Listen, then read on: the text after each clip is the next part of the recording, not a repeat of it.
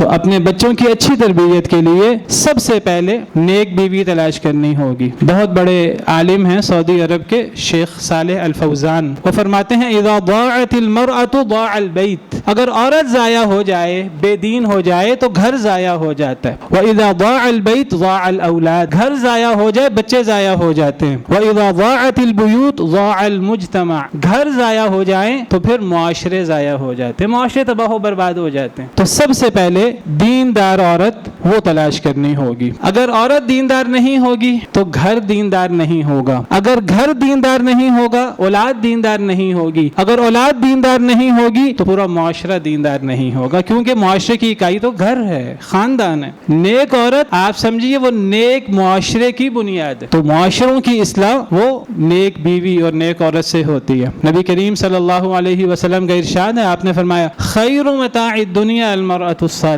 دنیا کی سب سے بڑی نعمت اللہ تعالیٰ کی، دنیا کا سب سے بہترین فائدہ کیا ہے؟ نیک عورت۔